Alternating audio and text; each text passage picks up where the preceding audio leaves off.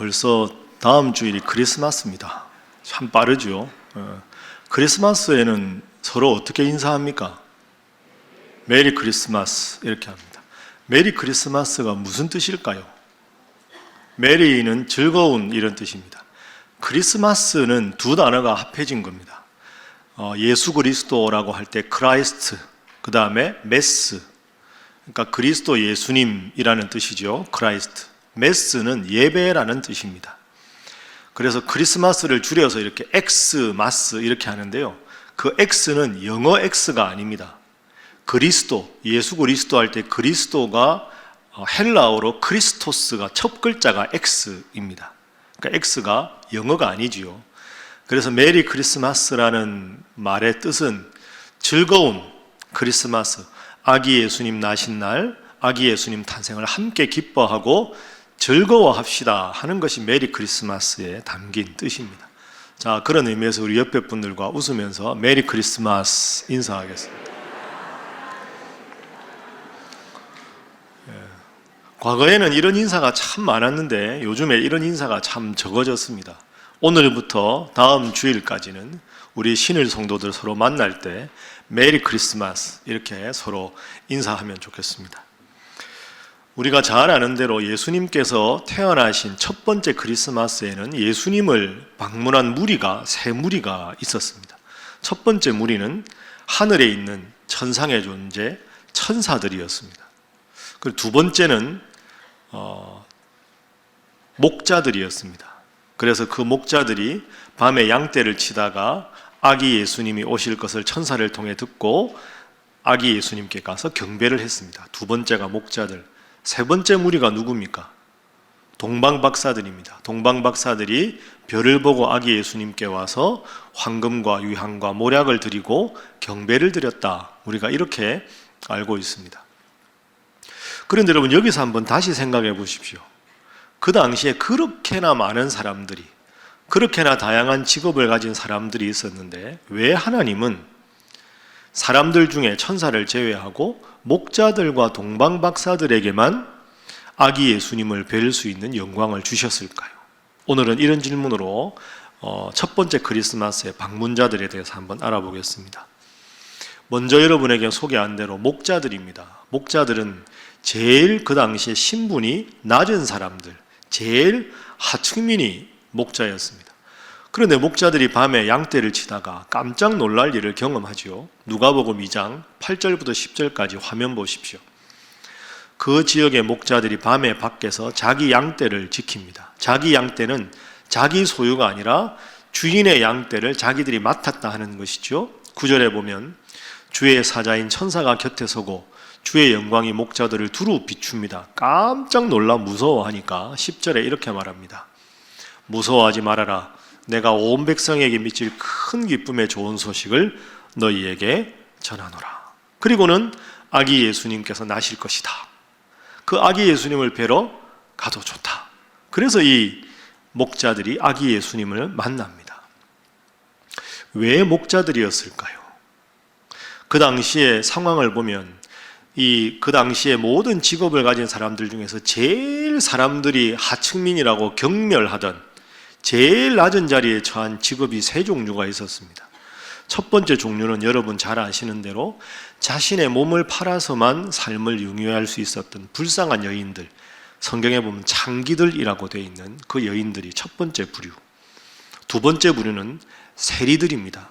세리들은 동족의 피를 빨아서, 그죠? 동족들의 세금을 많이 거두어서 로마의 관리에게 뒷돈을 주고 자기가 몫을 챙기는 동족의 배반자 역할을 하던 사람이 세리였습니다. 그런데 이 창기와 이 세리와 더불어서 또 다른 경배받는 제3의 직업이 목자들이었습니다. 목자들은 제일 낮은 신분이었습니다. 우리는 흔히 목축이라고 하면 우리가 아는 건 예를 들어 소를 먹이거나 할 때도 그냥 들에 먹이다가 저녁 무렵에 데려와서 외양간에 놓지 않습니까? 그런데 유대 지역은 그렇지가 않습니다. 우리가 아는 대로 유대 지역은 광야고 사막이기 때문에 목초지가 별로 없습니다. 그래서 수천 마리의 양떼들을 데리고 많은 목자들이 한꺼번에 목초지를 찾아갑니다. 그래서 목초지에서 양들이 목초를 다 먹으면 집에 올 수가 없죠. 가까운 곳에 목초지가 없으니까. 그러면 인근 목초지로 이동을 하는 겁니다. 그렇게 해서 짧게는 몇 주간, 길게는 몇 달간 집을 떠나서 유목을 하게 됩니다. 그럼 밤에 어디서 잘까요? 목자들은 양떼들 사이에 중앙에서 그냥 잠을 자는 겁니다. 그러니 목자들은 낮에는 매번 뙤약볕에 얼굴이 늘 검게 거슬려져 있었고 손은 거칠기 짝이 없었고, 밤에는 양떼들을 늑대가 물어가는가 봐야 되기 때문에 교대로 불침번을 서서 늘 잠이 부족한 사람들이 목자들이었습니다. 그러다가 몇 주나 몇 달이 지나고 오랜만에 집에 가서 이제 쉴 때, 그때는 이 목자들이 하나님 앞에 나가서 회당에 가서 말씀도 듣고 예배를 드리고 싶어 했겠지요. 그러나 이들은 예배를 드리러 갈 수가 없었습니다. 왜냐하면 그 몇 주 동안, 몇 달 동안 같은 옷을 입고 겉옷을 그냥 입을 삼아 매일 자고 그랬기 때문에 그 겉옷과 그리고 그 심지어 몸까지 그 양떼의 모든 오물 냄새가 완전히 몸에 배어서 회당에서 예배를 드린다고 하면 옆에 있는 사람들이 그 양의 오물 냄새 때문에 도저히 견디지를 못합니다. 그러니까 하나님 앞에 예배도 드리고 싶어도 드리지 못하는 불쌍한 사람들이 목자들이었습니다. 그리고 이 목자들은 박봉에 시달리고 그렇게 힘드니까 괴중에는 아주 고약한 마음을 가진 목자들은 주인의 양떼나 혹은 주인의 그 양떼 젖을 암시장에 몰래 내다 팔기도 했습니다. 그래서 이 목자들은 제일 낮은 신분에 있는 사람, 항상 몸에서 오물 냄새가 나는 사람, 심지어 도둑질을 주로 하는 도둑놈들, 이렇게 사람들이 경멸하던 직업이었습니다. 그렇게 제일 낮은 신분에 있었던 이 목자들이 아기 예수님을 만났습니다. 자, 하늘의 천군 천사의 음성과 함께 만나는 장면, 우리가 잘 아는 장면이죠. 누가복음 2장 13절 14절 말씀 우리 다 함께 읽어봅니다. 시작. 호련히 수많은 천군이 그 천사들과 함께 하나님을 찬송하여 이르되 지극히 높은 곳에서는 하나님께 영광이요 땅에서는 하나님이 기뻐하신 사람들 중에 평화로다 하니라. 아멘. 자, 천사들을 제외하고 첫 번째 부류의 사람들은 목자들, 또 다른 두 번째 부류의 아기 예수님을 만난 사람들은 동방박사들입니다. 여러분, 동방박사라고 할 때 동방이 어디입니까? 동방. 어떤 사람들은 우리나라가 자고로 동방예의지국이다. 그래서 동방박사들은 원래 우리나라 사람들이었다. 그거 아닙니다. 잘못된 거죠. 유대 지역에서 동방이라고 하면 페르시아를 말합니다. 지금으로 말하면 이란 지역이죠. 그 동방의 박사들, 박사라고 번역이 된 것은 아주 점잖은 번역입니다. 이 박사라는 헬라어 원래 단어가 마고스라는 단어입니다. 페르시아는 하나님을 믿는 나라가 아닙니다. 과거에 조로아스터교라는 종교를 믿었는데 그 조로아스터교를 믿는 종교 사제들을 마구스라고 불렀습니다. 그래서 그 마구스에서 마고스라는 박사라는 단어가 나온 거죠. 그러니까 동방박사는 정확하게 풀이하면 페르시아에서 별을 보고 연구하는 점성술사들을 말합니다. 그들이 아기 예수님께 황금과 유향과 모략을 가져와서 경배하고 무릎 꿇고 인사를 드렸습니다. 여러분, 이게 참 생각해보면 기가 막힌 일입니다. 유대인이 아니라 이방인이, 하나님을 믿는 사람이 아니라 점성술사들이, 이방신을 연구하던 사람들이 아기 예수님께 무릎을 꿇고 경배를 드렸다 하는 거죠. 그런데 여기서 한 가지 꼭 기억할 게 있습니다. 동방박사들은 페르시아에서 조로아스터교를 섬기는 이방신앙의 사제들이었지만 이들은 동시에 자신의 구원에 대한 깊은 고민이 있었습니다. 그러니 페르시아의 점성술사가 유대인의 왕으로 올 별을 보고 유대 땅으로 왔다는 게 신기하지 않습니까? 왕이 보내서 온 게 아닙니다. 자발적으로 온 거지요. 그게 무슨 뜻일까요?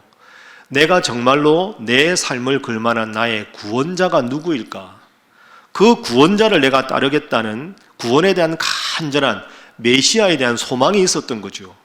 그래서 자기 나라의 왕이 날 별도 아닌데 유대 땅까지 와서 그 별이 지시하는 아기 예수님을 만나러 온 겁니다.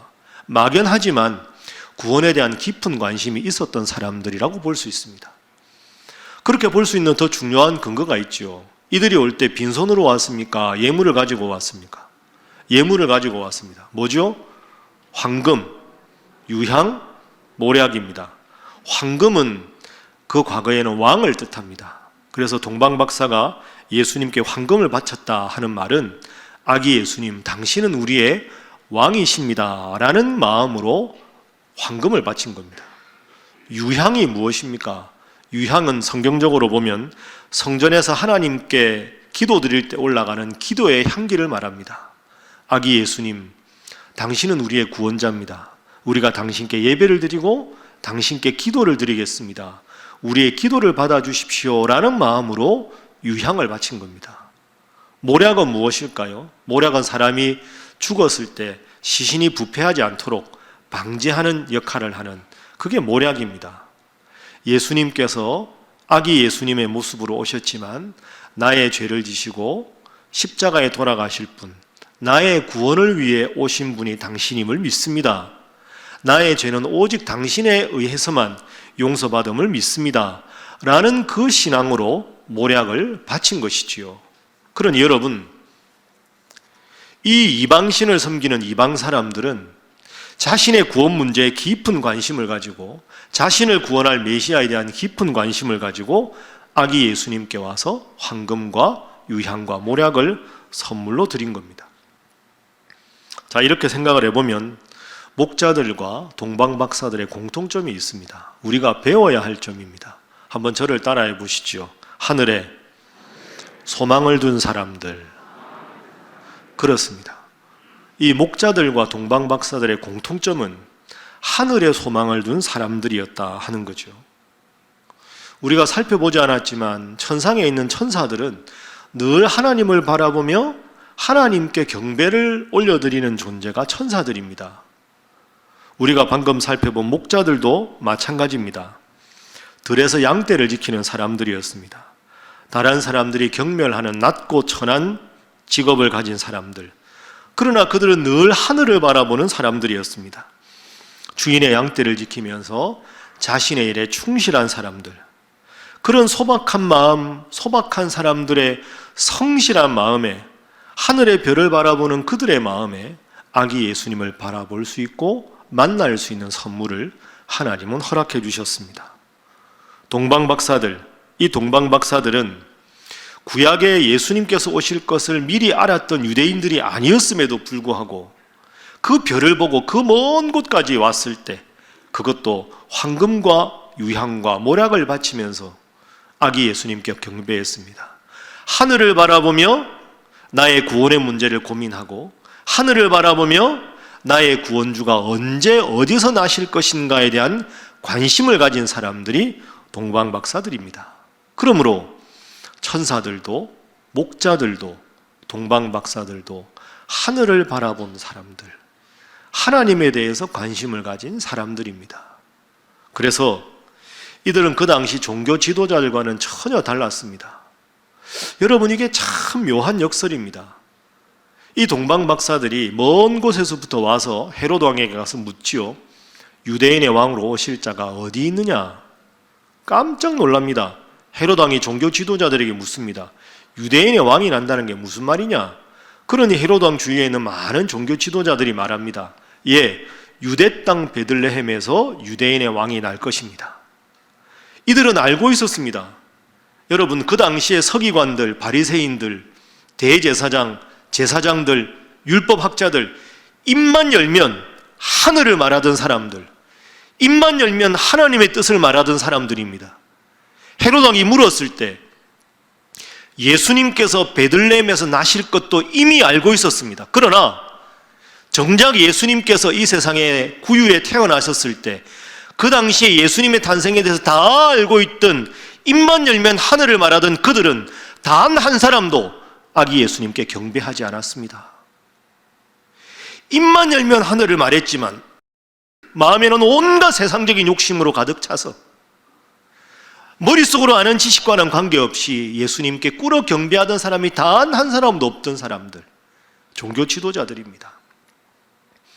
동방박사들, 이방신을 섬기는 이방 사람들이었지만, 목자들, 모든 사람들이 경배하는 낮은 직업의 사람이었지만, 성실하게 별을 통해 내 구원을 고민하고 밤하늘의 별을 바라보면서 양떼를 바라보면서 나의 구원의 하나님을 노래하던 사람들, 낮고 천한 목자들, 이 양부류의 사람들이 오늘 본문에 우리 주위에 서 있는 겁니다. 그래서 이 본문은 오늘 우리에게 묻습니다. 그대는 신일교회 성도들이여, 그대는 어느 쪽에 있는가? 입만 열면 하늘을 이야기하지만, 아기 예수님의 탄생지까지 알았지만 전혀 한 사람도 방문하지 않은 그 대열에 서 있는가? 낮은 자리였지만, 이방인이었지만 아기 예수님을 찾아 경배한 겸손하고 순수한 목자와 동방박사의 대열에 서 있는가? 사랑하는 우리 신일교회 성도 여러분, 내가 평범해도 부족해도 하나님 믿는 믿음이 대단하지 않아도 늘 마음에 저 하늘 바라보고 하나님께 기도하며 아기 예수님을 사랑하는 마음을 가지셔서 이 성탄에 주님을 기쁘시게 하는 우리 신일의 모든 성도들이 되시기를 주님 이름으로 축복합니다. 그렇습니다. 그렇게 목자들처럼 동방박사들처럼 그렇게 하늘 바라보며 살아가는 것, 우리 주님께서 이 성탄에 기뻐하시는 모습 아니겠습니까? 해마다 이맘때가 되면 설문조사한 거 많습니다. 그죠? 크리스마스 때 제일 가고 싶은 곳이 어디입니까? 제일 하고 싶은 일이 어디입니까? 이런 설문 많이 신문에 나오지요. 크리스마스에 어디를 제일 가고 싶은가? 호텔, 멋진 레스토랑, 혹은 영화관, 해외여행, 국내 여행, 그 다음에 크리스마스 이브에 눈이 멋지게 오면 화이트 크리스마스에서 스키장 가고 싶다. 이런 게 주로 사람들이 가고 싶은 겁니다. 제가 말씀 준비하면서 통계를 한번 찾아봤는데요. 이 크리스마스에 나보다 어려운 이웃들, 고아원이나 양로원이나 그런 곳에 가서 그분들께 작은 선물도 드리고 나누고 싶다, 봉사하고 싶다, 이렇게 응답한 사람이 전체 응답자의 0.8%에 불과했습니다. 성탄 이러면 그냥 눈을 생각하고 캐롤을 생각하고 낭만적인 거 생각하지만 그 낮은 자리에 오신 아기 예수님을 사랑하는 마음으로 성탄을 맞이하는 사람들이 의외로 참 적구나 하는 생각을 하게 됩니다. 저는 그래서 우리 교회에서 하는 사랑의 쌀 헌금이 너무 좋습니다. 그 쌀을 다 모아다가 장애인 시설에도 나누고 이 동네 힘드신 동네 어르신들에게도 나누고 또 개척교회도 나누고 동네 작은 교회 목사님께도 드려서 그 목사님들이 그 교회 이름으로 어려운 성도들에게 선물도 하게 하고 서울역이나 영등포역에 이 추운 날 노숙하고 있는 그분들을 돕는 기관에 돕기도 하고, 이 얼마나 좋은 일입니까? 세상에 발을 딛고 살지만 시선은 하늘을 향하여 고정하는 성도, 세상 사람들이 화려하고 멋지고 아름다운 곳에 시선을 두고 있지만 주님께서 바라보시는 낮고 힘들고 어려운 이들을 돕고 사랑하는 자리를 눈여겨보는 성도, 그런 우리의 모습이라야 크리스마스의 아름다운 성도의 모습이고 우리 예수님께서 기뻐하시는 그런 모습이 아니겠습니까? 미국의 한 초등학교에서 크리스마스 연극을 준비했답니다. 이제 초등학교에서 이제 크리스마스 되면 부모님들 다 모시고 친구들과 함께 가족들과 함께 크리스마스 연극을 하나 준비하려고 했던 거죠. 그런데 그 초등학교의 그 반에, 연극을 준비하는 반에 랄프라는 아이가 있었습니다. 그런데 안타깝게도 이 아이는 지적 장애와 정서 장애를 앓고 있는 아이였습니다. 그런데 선생님은 비록 이 아이가 좀 장애를 가졌더라도 연극에 꼭 참여시키고 싶었습니다. 그런데 연극은 대본을 외워야 하고 할 일이 많은데 어떻게 할까 하다가 고민 끝에 선생님이 랄프에게 이런 배역을 주었습니다. 요셉과 마리아가 여관에 방문했을 때 여관집 주인 역할을 주어야 되겠다. 그래서 랄프를 선생님이 부릅니다. 다 아이들에게 배역을 다 나눠주면서, 랄프야, 너는 빈방 없어요, 이 대사만 하면 된단다. 노크하면 문 열고 빈방 없어요. 요셉과 마리아가 또 부탁하면 두 번째도 빈방 없어요. 한 번 더 부탁하면 세 번째도 빈방 없어요. 이 대사만 꼭 잘 하려무나. 그리고 연습을 열심히 했습니다. 마침내 그 연극을 공연을 하는 날이 되었습니다. 연극이 순조롭게 잘 흘러갔습니다. 드디어 랄프가 등장할 때가 되었습니다. 요셉과 마리아로 분장한 친구가 여관문을 똑똑하고 노크를 합니다.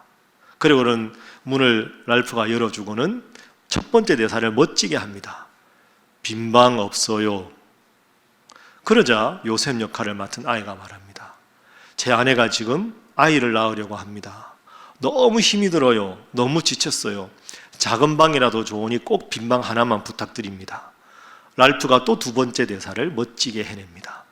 빈방 없어요. 그러자 요셉 역할을 맡은 아이가 마지막으로 부탁합니다. 이 추운 날 저희가 이 밤에 아내와 더불어 어디를 가겠습니까? 정말 부탁합니다. 잠시라도 누울 수 있는 작은 방 아니어도 좋으니 그런 방 하나만 꼭 부탁을 드립니다. 마지막 세 번째 랄프의 대사, 여러분도 잘 아시는 대로 빈방 없어요. 이 대사를 하면 되는 겁니다. 그런데 랄프가 그 순간에 당황을 합니다. 요셉 역할을 맡은 아이가 이 추운 날 아기 예수님을 뵌 마리아와 요셉이 갈 데가 없다는 그 말을 듣고는 그만 그 자기가 해야 할 대사를 잊어버렸습니다.